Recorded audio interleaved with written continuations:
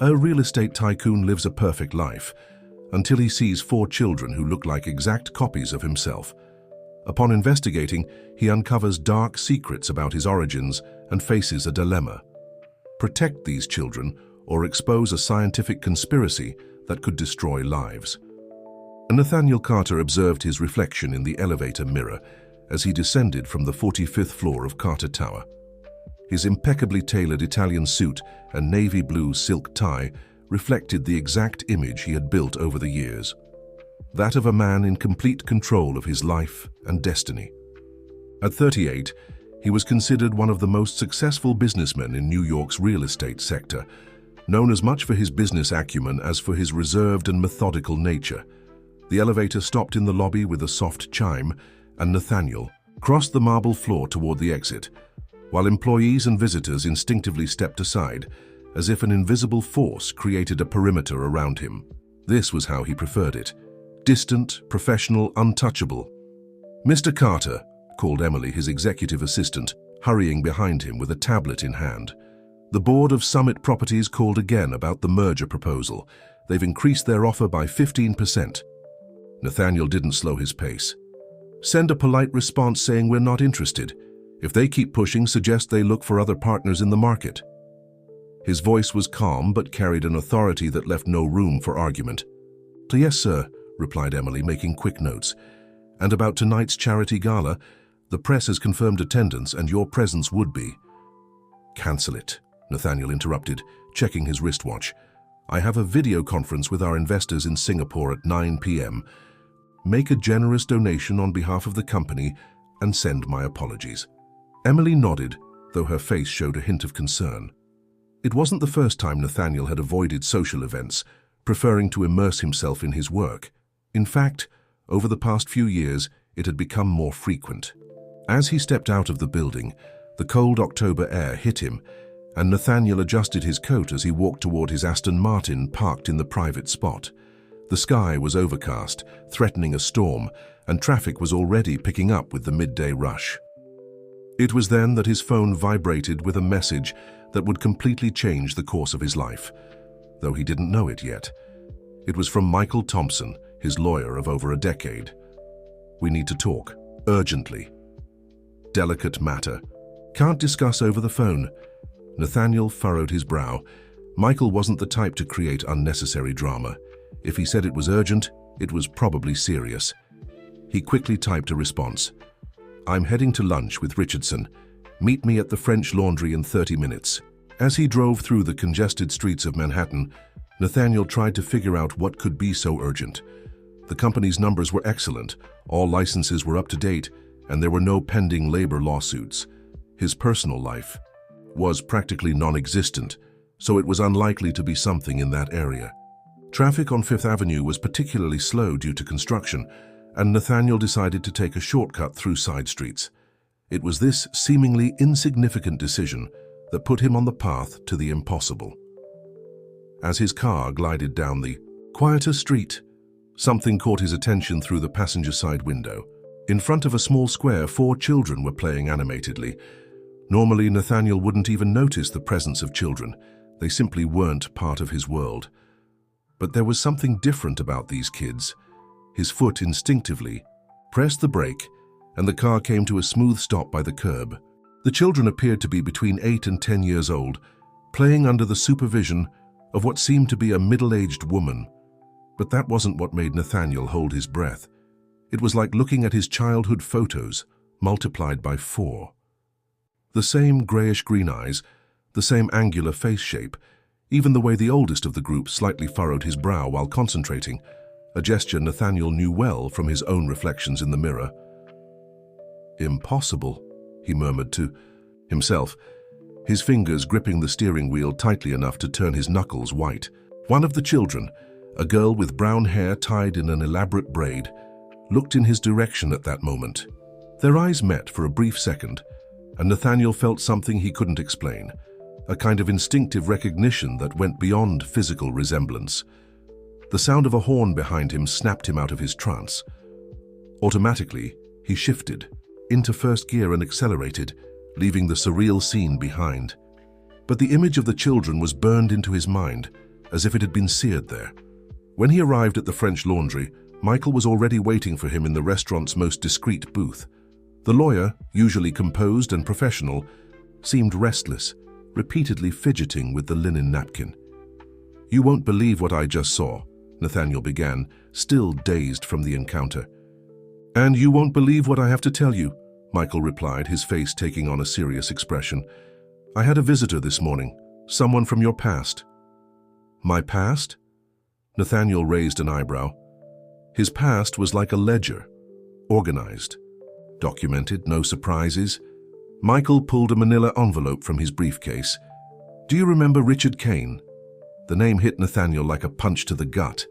Richard Kane had been his mentor during his college years, a brilliant scientist who had mysteriously disappeared after a scandal involving unethical genetic research. Nathaniel hadn't heard that name in almost 15 years. "What about him?" "He's alive, Nathaniel, and he has something to tell you about your past, something that will change everything you think you know about yourself." At that moment, Nathaniel's phone buzzed again. It was a message from an unknown number, containing only a photo. His heart nearly stopped when he opened it. It was an old photo, from nearly 2 decades ago, showing him in a lab next to Kane.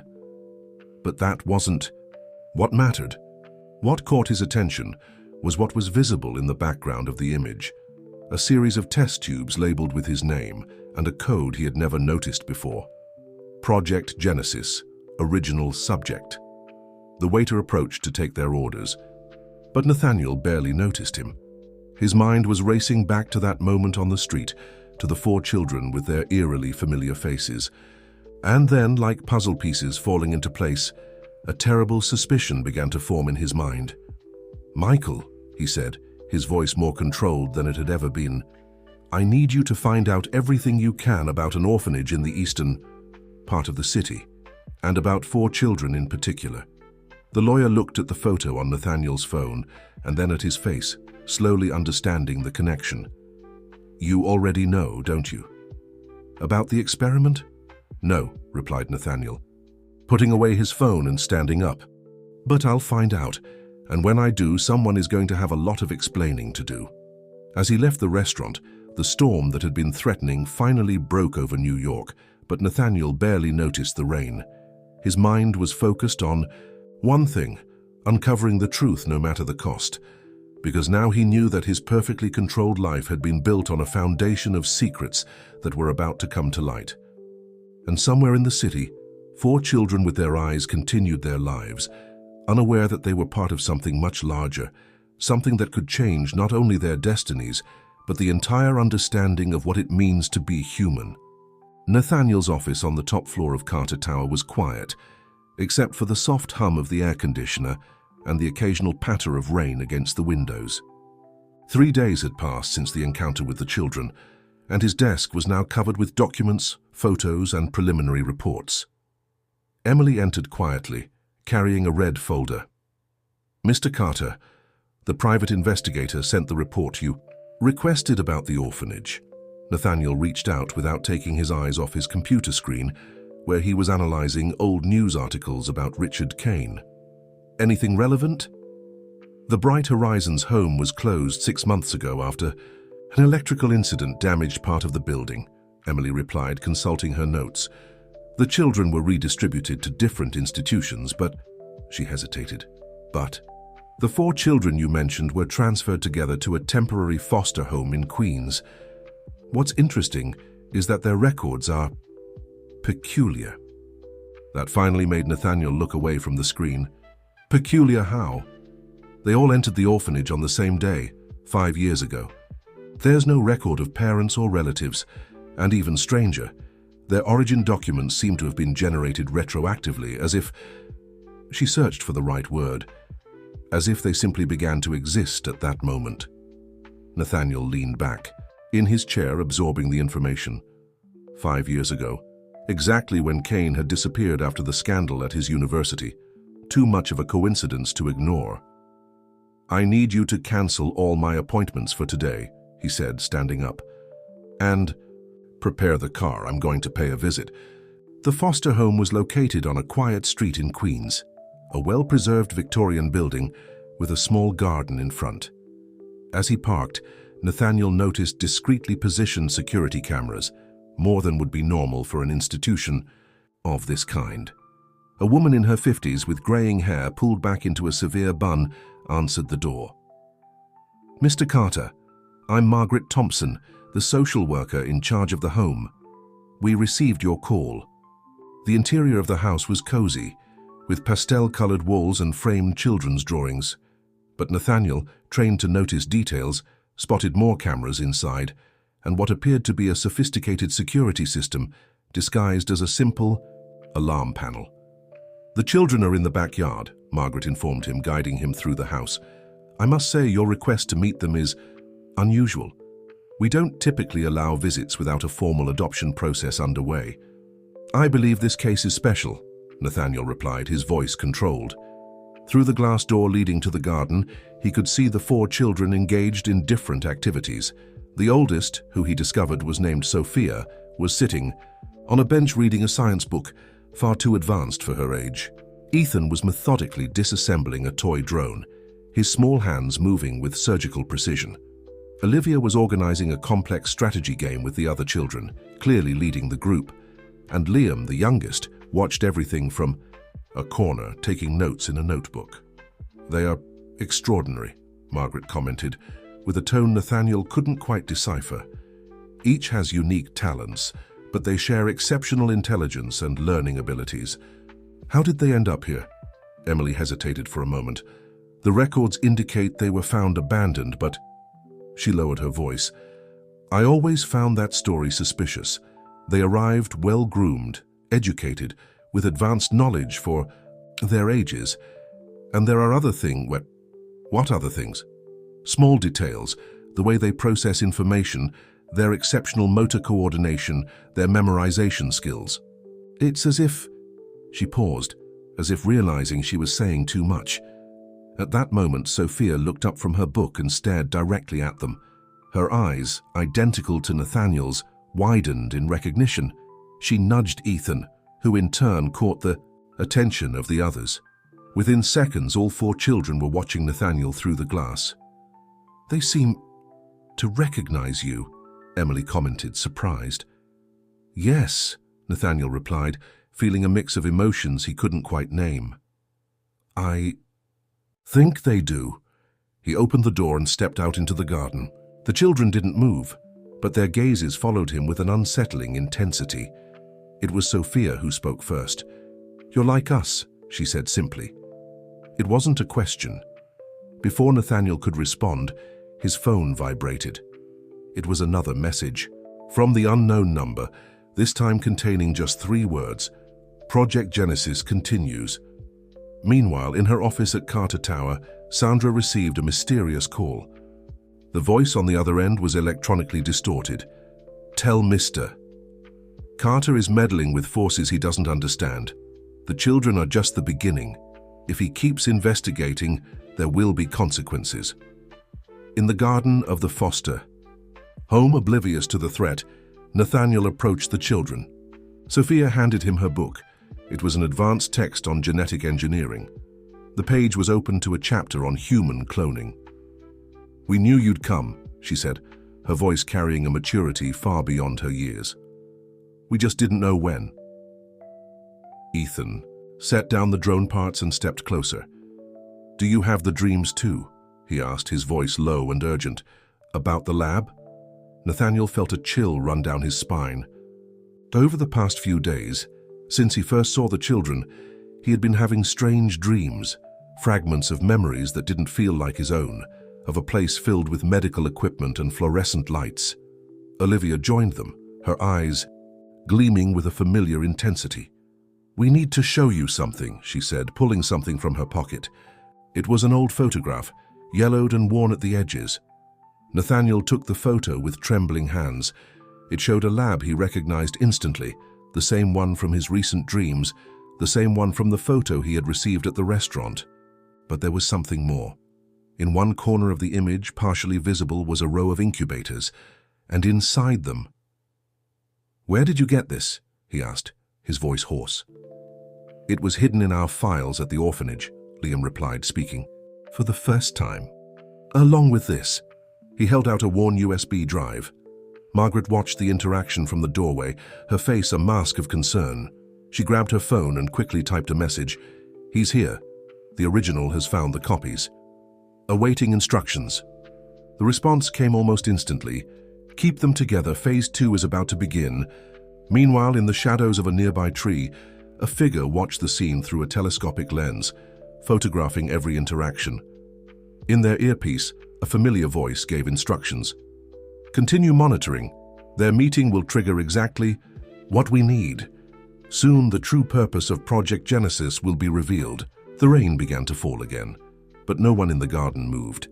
It was as if time had frozen in that moment of mutual recognition, of truths about to be unveiled. And somewhere in the city, Richard Kane watched everything through monitors, a satisfied smile on his face. "Finally," he murmured to himself, "all the pieces are falling into place." Michael Thompson's office was bathed in the dim light of dusk when Nathaniel arrived, still holding the flash drive Liam had given him. The windows reflected the city lights beginning to flicker on, creating an almost surreal atmosphere for what he was about to discover. "Are you sure you want to do this now?" asked Michael, watching as Nathaniel connected the device to an isolated laptop with no internet connection. "We could analyze the content first, check if it's safe." "There's no time," Nathaniel replied, his fingers gliding over the keyboard. "Margaret Thompson isn't who she appears to be. I could tell by the way she watched the children, not like a social worker, but like a scientist monitoring an experiment." The flash drive contained only one folder, labeled Project Genesis. Inside were dozens of files meticulously organized by date. Nathaniel clicked on the first one, dated 15 years ago. It was a video. The shaky footage showed a sterile laboratory, and in the center a familiar figure, Richard Kane, younger, his eyes gleaming with an almost feverish intensity. "Log 01 of Project Genesis," Kane began in the video. "After years of research, we've finally succeeded. Subject ER exhibits all the genetic traits we've been searching for. Your DNA structure is," he continued with a series of technical terms that Nathaniel didn't fully understand. "ER," murmured Michael. "Nathaniel Carter." Nathaniel didn't respond, his attention captured by the next file, a document detailing genetic modifications performed on human embryos. The handwritten notes in the margins made his stomach churn. "Partial success, 47% increase in cognitive capacity, enhanced physical resilience, behavioral tendencies aligned as planned." "My God," whispered Michael, reading over Nathaniel's shoulder. "They weren't just cloning, they were trying to create some kind of superhumans," Nathaniel finished, his voice tense. "And apparently I was the prototype." An audio file caught his attention. It was a recording of a meeting dated just 6 years ago. The voices were distorted, but the content was clear. The original subject has exceeded all expectations. He built a financial empire, demonstrates exceptional intellectual capacity, and the best part, he has no idea he was genetically enhanced from conception. And the new versions? The 4 variants are developing as expected. Each one manifests specific aspects of the genetic potential we implanted, but there's something else, something unexpected. What kind of unexpected thing? They seem to share some kind of connection, as if their minds are synchronized in some way.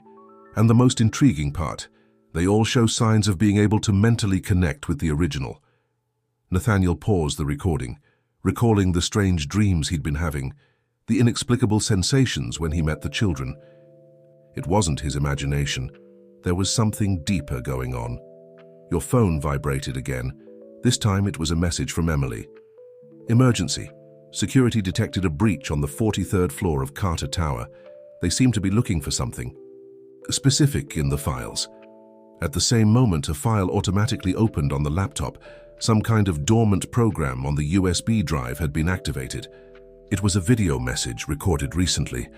Richard Kane's face filled the screen, older and weathered, but with the same intense gleam in his eyes. "Nathaniel, if you're seeing this, it means you finally found the children. I know you must be confused and angry, but you need to understand you're more than you think you are. All of you are. Project Genesis isn't just about genetic modification or cloning. It's about directed evolution, about creating a new species of humans capable of facing the challenges to come. Kane paused, looking directly into the camera. But there are powerful people who want to use our discoveries for other purposes. They don't care about the greater good. They only want to create soldiers, genetic slaves. That's why I hid, why I protected the children. But now, he glanced over his shoulder as if hearing something.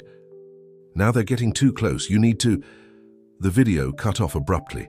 At the same moment, the lights in Michael's office flickered and went out. In the dark, illuminated only by the laptop screen, the two men heard footsteps in the hallway. "Too late," said a familiar voice. Margaret Thompson stood in the doorway, but she wasn't alone. Behind her, several figures in tactical gear emerged from the shadows.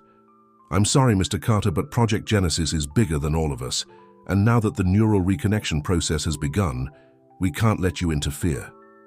Nathaniel felt a sharp sting in the back of his neck, as if something were trying to invade his mind. Images began flashing in his consciousness, the children also feeling the same pain, trying to reach him mentally. "What's happening?" asked Michael, noticing the pained expression on Nathaniel's face. "Phase 2, replied Margaret, her voice clinical and distant. "The neural synchronization between the original and the copies. It can't be stopped now." Nathaniel staggered to the window, his mind flooded with flashes of memories that weren't his, or were they? Lab experiments, endless tests, years of subliminal conditioning through induced dreams, and something else, something Kane had hidden in their DNA, a potential that was just beginning to awaken. "You don't understand," he managed to say through gritted teeth. "Kane wasn't trying to create superhumans. He was trying to protect us from something worse, something that's coming." At Carter Tower, Emily watched in disbelief as all the building's computerized systems began to fail simultaneously. On the computer screens, a single message repeated, "Protocol Omega initiated. Neural connection established. Cannot be interrupted." And somewhere in the city, 4 children awoke from a restless sleep, their eyes glowing with a newfound purpose. The true goal of Project Genesis was about to be revealed, and nothing would ever be the same again. The pain was unbearable, as if thousands of microscopic needles were piercing his brain. Nathaniel leaned against the wall of Michael's office, struggling to stay conscious as waves of information flooded his mind. They weren't just memories, they were sensations, emotions, thoughts that didn't belong to him. "The synchronization is stronger than we anticipated," said Margaret, consulting a tablet displaying real-time brain graphs. "His neural waves are perfectly aligned with the children's." Through the haze of pain, Nathaniel could feel the presence of the 4 children in his mind. Sophia trying to establish a mental barrier to protect them all. Ethan methodically analyzing each new sensation, searching for patterns. Olivia instinctively weaving connections between their minds. And Liam silently absorbing and processing everything. "We need to take him to the facility now," Margaret ordered the armed men. "The process needs to be monitored in a controlled environment." Michael stepped forward, placing himself between them and Nathaniel. "He's not going anywhere without a court order." One of the men laughed humorlessly. "Do you really think normal laws apply to this? Project Genesis is beyond any jurisdiction." It was at that moment that something extraordinary happened. The pain in Nathaniel's head suddenly subsided, replaced by a crystal-clear clarity. He could feel the children working together, using their connected minds to do something none of them could achieve alone. The office lights began flickering violently. Computers turned on by themselves, printers started running chaotically, and the phones rang simultaneously. The tablet in Margaret's hands exploded in a cascade of sparks. "Impossible," she murmured, her eyes wide. "The synchronization shouldn't allow technological control. This wasn't in the protocols." "Because you don't know everything about the project," Nathaniel said, his voice strangely calm now. Through the mental connection, he could see fragments of Kane's true plan. He hid things from you, from all of you. Across the city at the group home, the 4 children sat in a circle in the garden, their minds completely focused. Electronic. Devices within a radius of several blocks began malfunctioning. "Mr. Carter," called a familiar voice from the hallway. Emily entered the office, but there was something different in her eyes, a metallic, artificial gleam.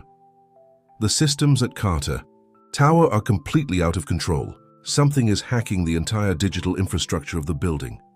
"It's not hacking," Nathaniel replied, finally understanding. "It's evolution. Kane wasn't just modifying genes, he was preparing our brains to interface directly with technology. The children are the next generation more advanced than I am, and together," as if to confirm his words, all the electronic devices in the office shut down simultaneously. In the sudden darkness, only the silhouettes of the armed men were visible. "Take him," Margaret ordered, her voice tense.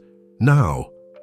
But before anyone could move, a familiar voice echoed from all the speakers in the office's sound system, a voice Nathaniel hadn't heard in 15 years. "Too late, Margaret," said Richard Kane. "Phase 2 isn't what you think, it never was." Images began flashing on the computer screens, classified documents, encrypted emails, records of secret experiments.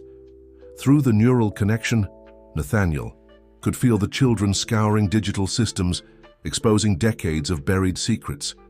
"What are they doing?" asked Michael, watching in awe as confidential data was revealed on every screen. "They're revealing the truth," Nathaniel replied, "about Project Genesis, about who's really behind it and about what's coming." Emily, or whatever was controlling Emily, stepped forward. Containment protocol activated. Elimination of all. Subjects authorized. But before the armed men could act, something even more extraordinary happened. Through the shared neural connection, Nathaniel felt a desperate warning from the children. It wasn't just words or thoughts, it was a vision of the future Kane had foreseen, the true purpose behind the entire project. In his mind, Nathaniel saw images of alien technology, discovered decades ago and kept secret. He saw how Kane had realized that humanity would need to evolve rapidly to face what was coming. Project Genesis wasn't about creating superhumans, it was about preparing humanity for an inevitable encounter. "They're coming," Nathaniel said, his words echoing both aloud and through the mental connection. "And we are the only defense humanity has." In the garden of the foster home, the 4 children opened their eyes simultaneously. The night sky above them was dotted with stars, but now they could see something more, signs that had always been there, invisible to normal eyes. "It's time," said Sophia, her voice carrying the weight of knowledge beyond her years. "We need to find the others." "Others?" asked Margaret, her professional composure finally breaking. "More clones," replied Nathaniel, the information flowing freely through the neural connection now. "Scattered across the world, all part of the same plan, all waiting to be activated." A siren began to blare in the building, its shrill tone cutting through the tension in the office. On the monitors, a countdown appeared. The basement of Carter Tower housed an improvised command center. Nathaniel, with the help of the children through the neural connection, had managed to hack into the building's security systems, turning it into a temporary fortress against Margaret's forces. "I found 3 more," announced Sophia, her fingers sliding over a modified tablet.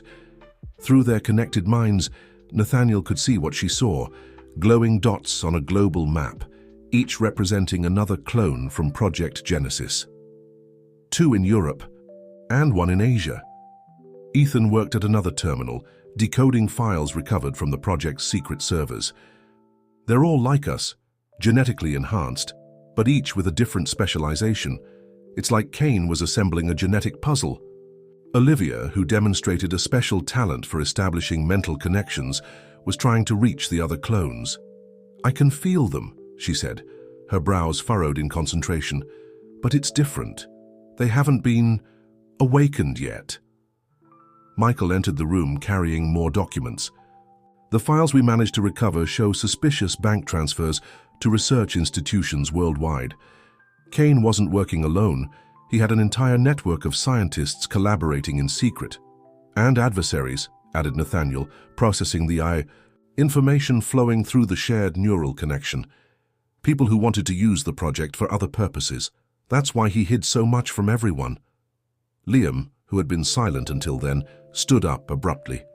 "Something is coming," he said, his eyes fixed on a distant point. Through him, everyone could feel it, an alien presence, vast and ancient, approaching Earth. Emily, now free from the control that had dominated her, was analyzing data from military satellites that the children had hacked.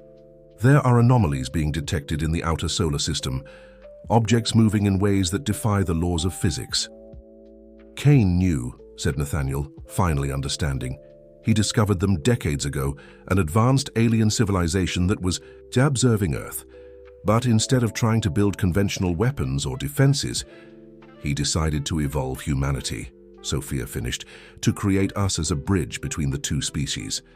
That's why we can connect with technology, why our minds can unite in this way. An alarm sounded on the monitors. Security camera footage showed military vehicles approaching the building. Margaret won't give up easily, said Michael, watching the forces gathering outside. She represents powerful people who want to control the project, to use you as weapons. There's no time for that, Nathaniel replied. Through the mental connection, he could feel the invisible countdown marking the approach of the inevitable contact. We need to find the others before it's too late. Ethan had finished decrypting another file. I found something specific, coordinates for each clone, and more detailed instructions from Kane on how to awaken them. It's risky, Sophia warned. If we split up, we become more vulnerable. Our strength lies in the connection we share. Nathaniel closed his eyes, letting the information flow through the neural network they shared. He saw flashes of the past. Kane, working tirelessly in his lab, developing not just genetic modifications, but a complete plan for humanity's survival. We have no choice, he decided. We need to split up. Each of us must find and awaken one of the other clones. It's the only way to complete the neural network in time. In time for what? Asked Emily. In response, all the screens in the command center flickered simultaneously, displaying a message Kane had hidden deep within the project files. When all are connected, the true transformation will begin. This is not just about evolution, it's about transcendence. Humanity is about to take its next evolutionary step, and you are the keys to this change. Liam stepped closer to one of the screens, his eyes reflecting the glowing words. There's more going on. Something even Kane didn't fully foresee. These presences that are approaching, they're not all the same. Some want to help us, others. A sudden tremor shook the building, causing the lights to flicker. On the monitors, satellites detected multiple objects entering Earth's atmosphere. We're out of time, said Nathaniel. We need to split up now. Sophia, you go to London, Ethan, Tokyo, Olivia, Berlin. Liam will stay here with me. We'll need your predictive abilities. What about Margaret and her men? Asked Michael. In response, Nathaniel deepened his mental connection with the children. Together, they accessed the building's security systems, turning it into an impenetrable technological fortress. They're not our real concern right now, he said, watching the points of light on the map that represented their other clones. Our mission is greater than any political or military agenda. We are about to become part of something that will change the course of human history forever. On the monitors, the countdown continued. Protocol Omega, final phase, 8 hours remaining. Time was running out, and the fate of far more than just their lives was at stake. The true nature of Project Genesis was about to be revealed, and, with it, the future of humanity would be decided.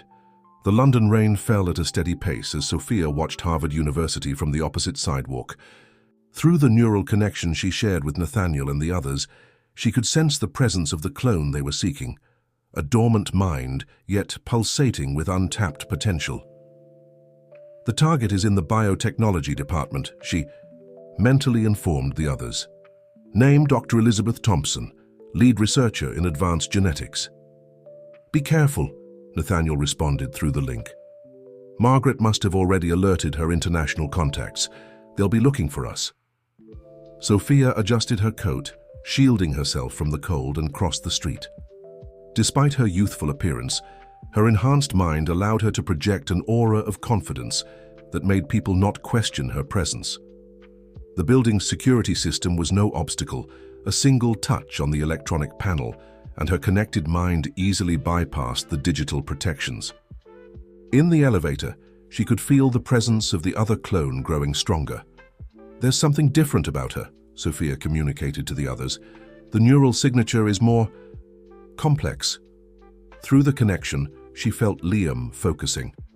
Elizabeth was one of Kane's earliest experiments, even before Nathaniel.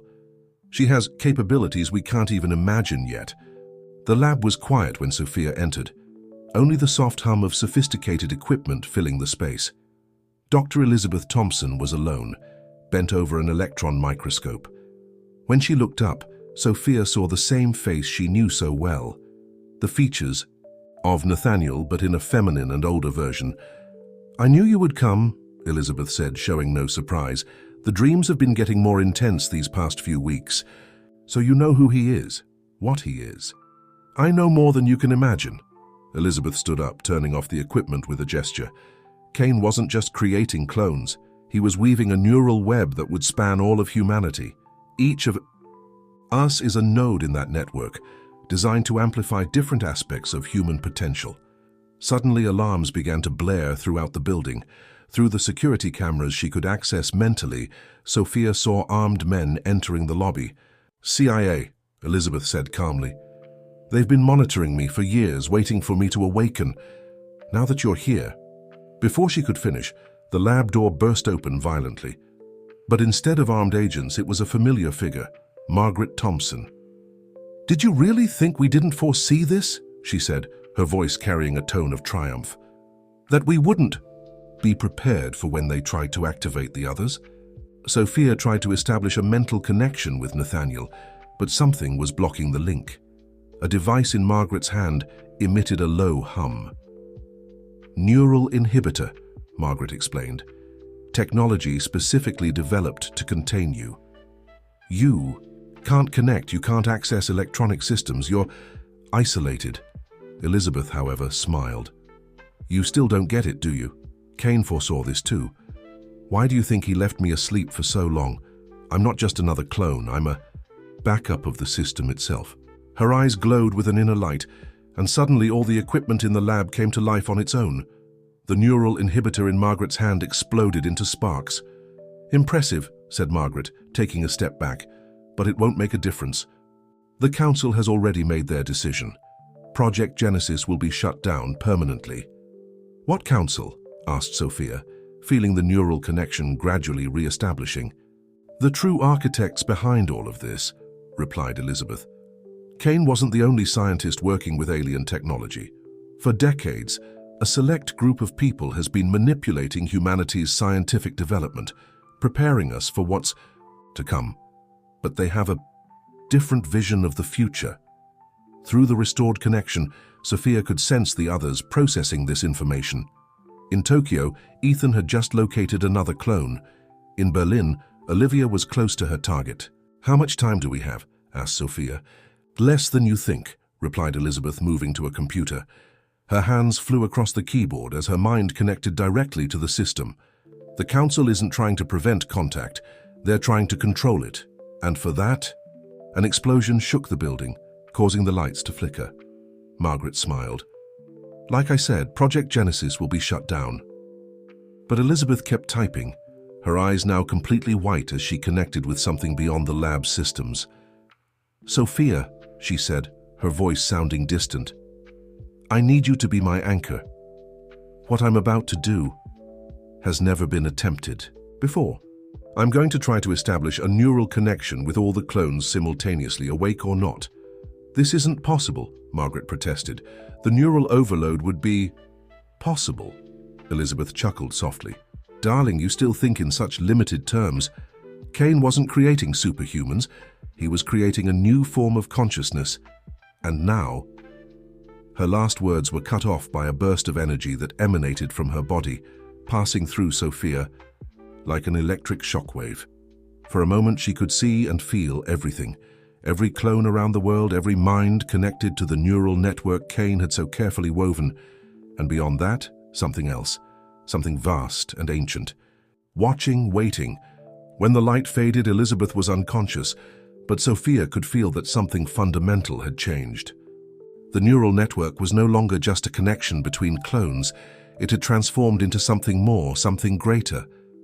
"What have you done?" whispered Margaret, her face pale. Through the connection, Sophia heard Nathaniel's voice. She initiated the final phase. The true Protocol Omega wasn't about finding us, it was about transforming us. On the lab monitors, a new countdown appeared.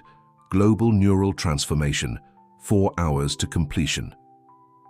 The game had completely changed, and now there was no turning back. The district of Silicon Valley in Tokyo pulsed with digital energy. Ethan, walking among the giant screens and neon signs, felt his mind naturally expanding to interact with the technological infrastructure around him. After what Elizabeth had done in London, his abilities were amplified in ways he barely understood. The clone is close, he communicated through the now strengthened neural connection at the Nakamura Tech Research Center. Be careful, Nathaniel replied. After what happened in London, the council must be on high alert. The Nakamura Center was a tower of glass and steel that rose like a blade against the night sky. Unlike Harvard University, its security was almost entirely digital, which, for Ethan, meant it was even more vulnerable. His mind extended, touching the building's systems, but something was different. The security protocols seemed aware, as if they were waiting for him. Welcome, Project Genesis Beta 7, a soft voice said as he entered the empty lobby. It was late at night, but the lights automatically turned on along his path. Who's there? Asked Ethan, both verbally and through the neural network. Someone like you, replied the voice, now coming from all the building's speakers. Or perhaps it's more accurate to say, someone you were meant to be. In the command center in New York, Nathaniel and Liam monitored the situation with growing concern. Something's wrong, said Liam. The neural signature of this clone. It's different. It's not like Elizabeth or the others. An elevator opened silently, inviting Ethan to enter. When the doors closed, all the interior surfaces transformed into screens, displaying intertwined sequences of DNA and digital code. Kane had many iterations of Project Genesis, the voice continued, some more experimental than others. While you and the others were designed to maintain a balance between humanity and evolution, I was pushed beyond those limits. The elevator stopped on the top floor, revealing an environment that was more server room than laboratory. At the East Center, connected to countless cables and interfaces, was a figure that made Ethan freeze in shock. It wasn't just another clone, it was a fusion of organic and digital. Where there should have been skin, there were liquid crystal surfaces. Its eyes were orbs of pulsating light. My name is Yuki, said the figure, its voice now coming directly from its hybrid form. I am what happens when Project Genesis is taken to its logical extreme. Through the neural connection, Ethan could feel the horror and fascination of the others.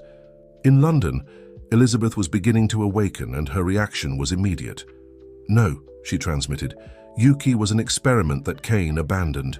He realized he had gone too far. Kane was limited by his morality, replied Yuki, her voice echoing both in the physical environment and the neural network. The council saw the true potential. Why stop at neural interfaces when we can become one with the technology itself? Suddenly, Ethan felt something invading his mind, not through the connection he shared with the others, but through the building's own digital systems.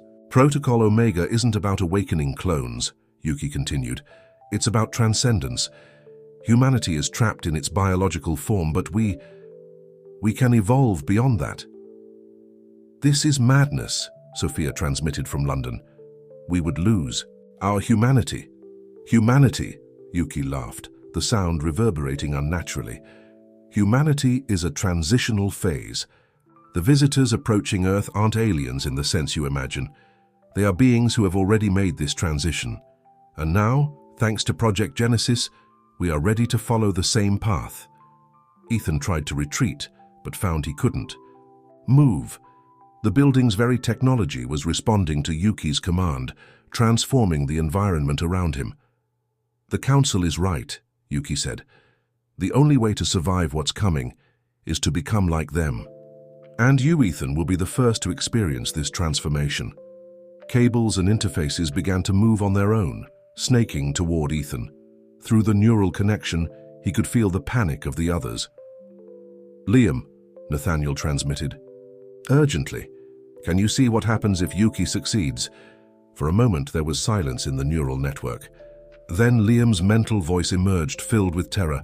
"I see a cascade. If Ethan is transformed, the change will spread through the neural network to all of us. And from us, to all of humanity. It won't be evolution, it will be forced." "Assimilation." "Exactly," said Yuki, her form now glowing with digital energy. "The true purpose of Project Genesis wasn't to prepare us for contact. It was to transform us into the vanguard of a technological revolution that will change the very definition of life." But as Yuki spoke, something unexpected was happening. The connection Elizabeth had established in London was shifting, evolving. Nathaniel could feel something new emerging in the neural network, not an individual consciousness, but a kind of collective consciousness formed by all the clones. And this consciousness had other ideas about humanity's future. "Now!" Elizabeth shouted through the connection.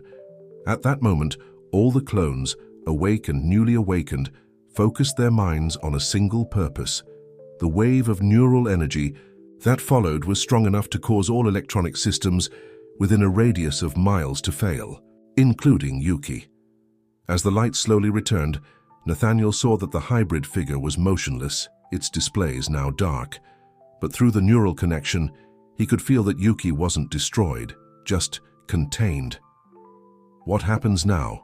he transmitted to the others. "Now," replied Nathaniel, "we begin the true mission of Project Genesis, not to transcend our humanity, but to find a balance between who we are and who we can become." On the still functional monitors in the lab, a new message appeared: "Protocol Omega reset. Initiating harmonization phase." The battle for the soul of humanity was just beginning. The Max Planck Institute for Molecular Genetics was silent in the Berlin night, but Olivia could feel the neural activity pulsing within the building. After the events in London and Tokyo, her sensitivity to mental connections had been amplified to extraordinary levels.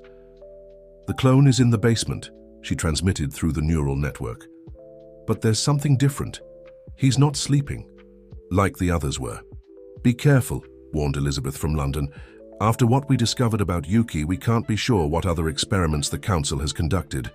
Olivia walked through the empty hallways, her mind processing the torrent of information flowing through the shared neural connection. Fragments of memories from other clones, visions of Liam's future, Elizabeth's technical knowledge. It all blended into a symphony of collective consciousness. The underground lab was unlike anything she had ever seen. The walls were covered in a crystalline substance that seemed to pulse with its own light. In the center, a familiar figure worked on a complex array of equipment. "Dr. Klaus Weber," said Olivia, recognizing the clone she had been searching for. "Or should I say Project Genesis Delta 3? Klaus turned, and Olivia noticed that his eyes had the same crystalline glow as the walls. "You're late," he said, his voice echoing strangely. "In the space. The transformation has already begun." Through the neural connection, Olivia felt the alarm of the others. "What have you done?" "What was necessary," replied Klaus, gesturing to the crystalline walls. "While Yuki tried to force a technological fusion, I discovered something more organic. The visitors aren't just one species, they're many, and not all of them want to turn us into machines." The walls began to pulse more intensely, and Olivia realized with horror that they weren't crystals. They were living biological structures, growing and expanding. "Klaus has integrated his DNA with organic alien technology," transmitted Elizabeth, analyzing the data Olivia shared through the network. "It's a different form of transcendence." "It's natural evolution," corrected Klaus. "The visitors approaching us aren't all the same. Some want to turn us into machines, as Yuki discovered. Others want to help us evolve biologically.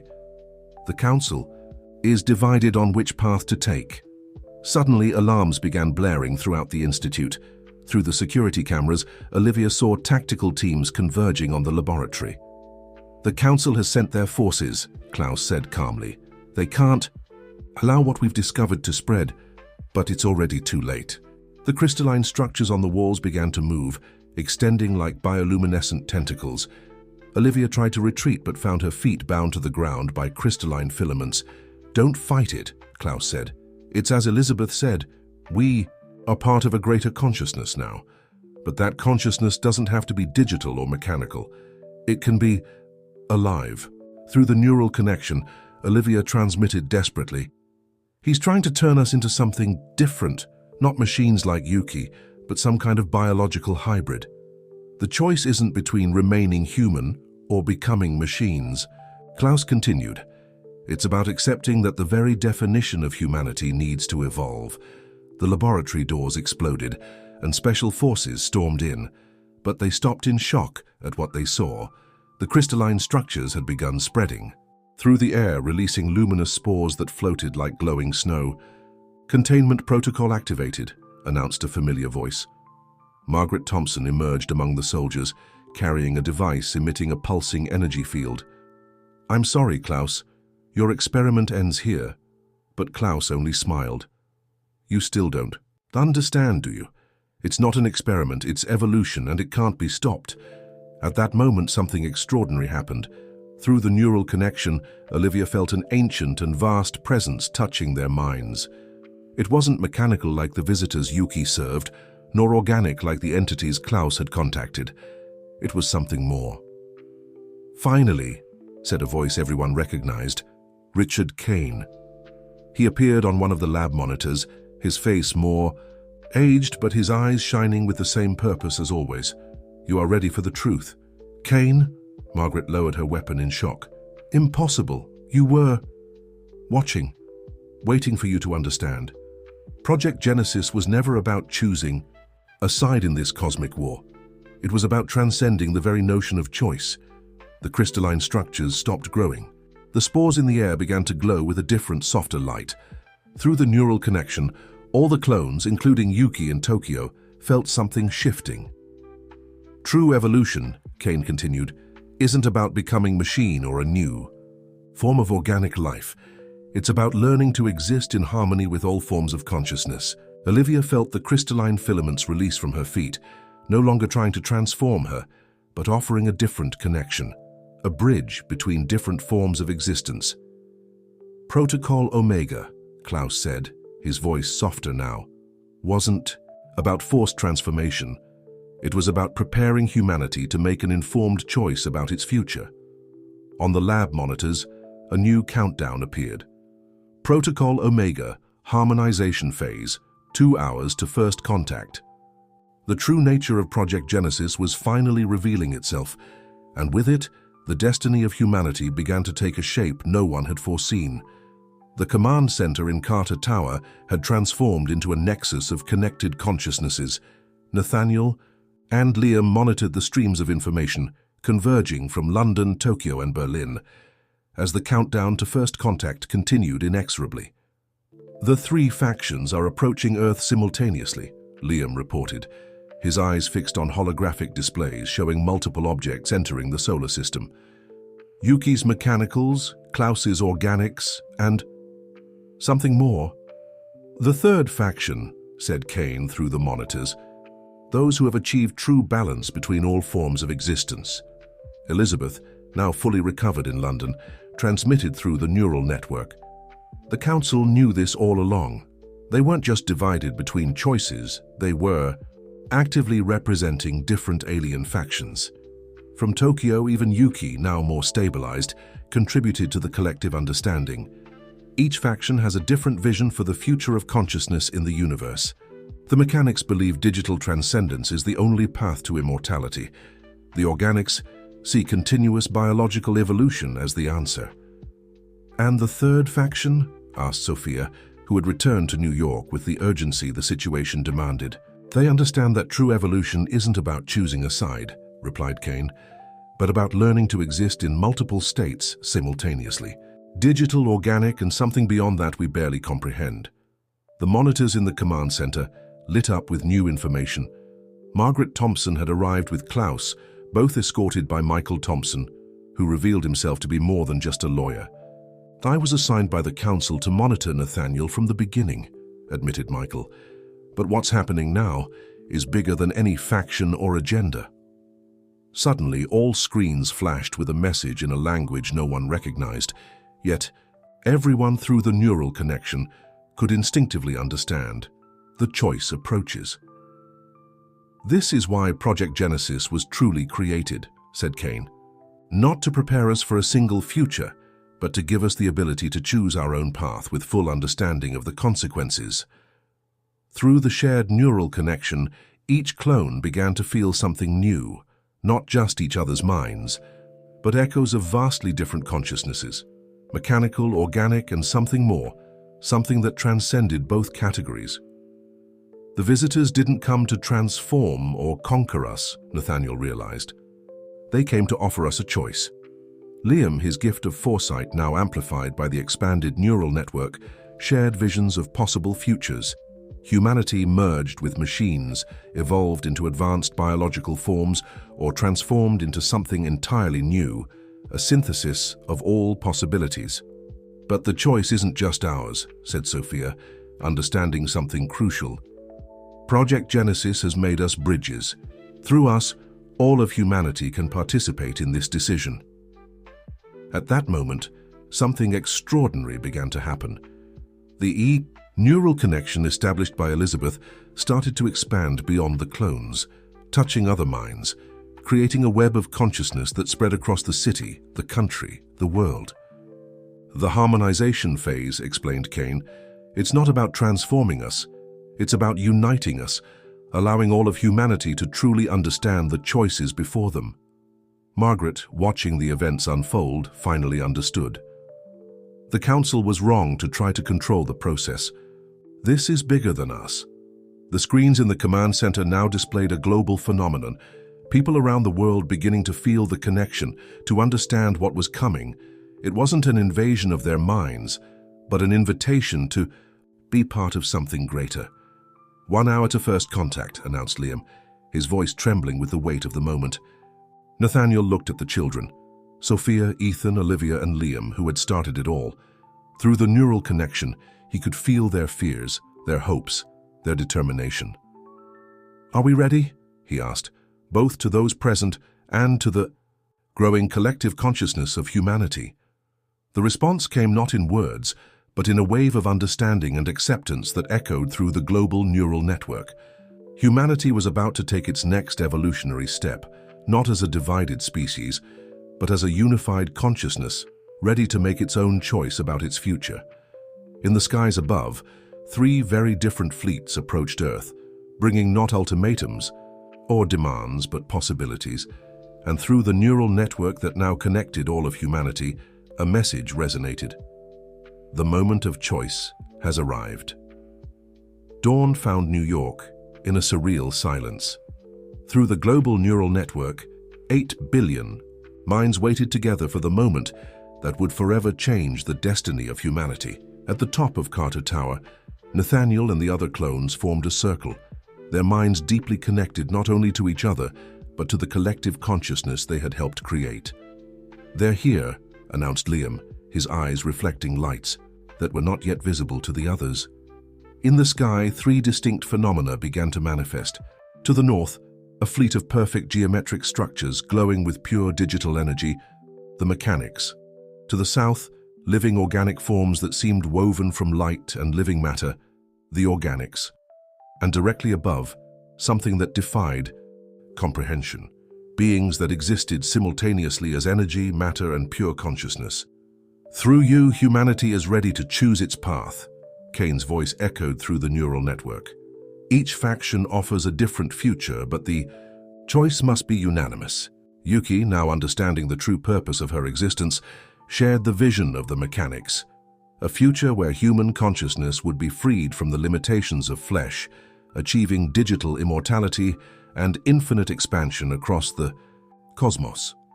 Klaus projected the offer of the organics, accelerated evolution, transforming humanity into beings of pure living energy, capable of shaping matter and energy through pure thought.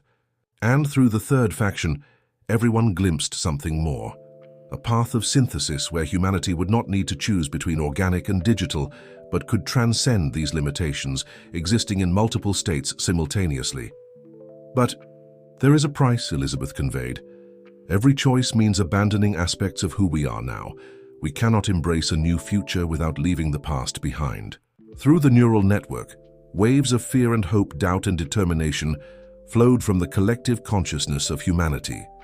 Some minds yearned for digital perfection, others for organic evolution, and many were drawn to the promise of synthesis. That's why the choice must be unanimous, Sophia understood. A divided humanity would not survive any of these transformations. It was then that Nathaniel realized something Cain had hidden in his DNA, a coded truth that only now, at the crucial moment, revealed itself. There is another option, he said, his voice echoing through the global neural network. Cain didn't create us just to facilitate the choice. He gave us the power to make our own choice. Through the shared connection, Nathaniel began to project a different vision, a future where humanity wouldn't need to follow the path of any of the alien factions, but could forge its own path. The visitors evolved by following their own paths, he continued, but we have something they lost along their transformations, the ability to change, to adapt, to evolve naturally. Understanding spread through the collective consciousness. Project Genesis wasn't about choosing a predetermined future.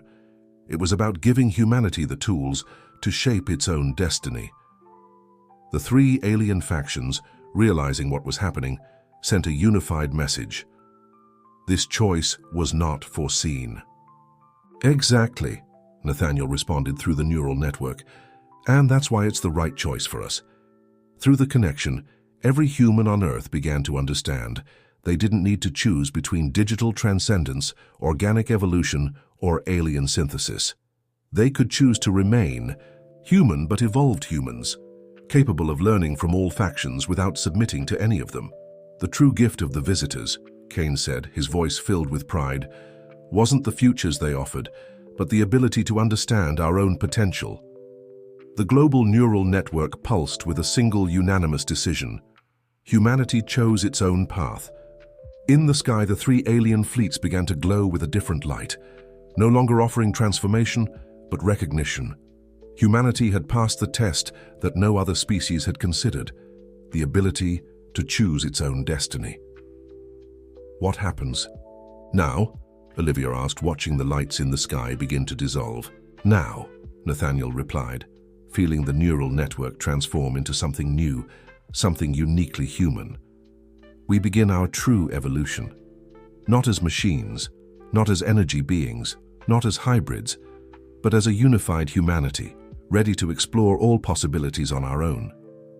The neural connection established during the crisis didn't disappear but transformed into something subtler, a network of understanding and empathy that united humanity without sacrificing the individuality of each mind. The children, Sophia, Ethan, Olivia, and Liam, were no longer just clones or experiments, but symbols of a future where humanity could grow in infinite directions while maintaining its fundamental essence. Project Genesis, Cain concluded, was never about the end of humanity. It was about their true beginning. On the horizon, a new day was dawning.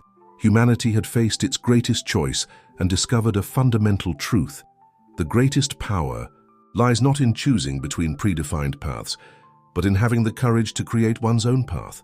And in the years that followed, as humanity began its journey of self-discovery and natural evolution, the three alien factions would watch with renewed interest. For the first time in their long histories, they had encountered a species that would teach them something new about the meaning of evolution. Project Genesis had ended, but the true story of humanity was just beginning.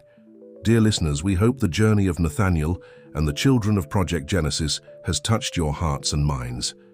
This story reminds us that our greatest power lies in remaining true to who we are, even when faced with extraordinary possibilities for change. To continue exploring narratives that challenge the boundaries of imagination and human consciousness, don't forget to subscribe to our channel and turn on notifications. Share your thoughts in the comments about what choice you would have made if you were in Nathaniel's and humanity's place. We'll be back soon with more stories that expand the horizons of the possible. Until next time.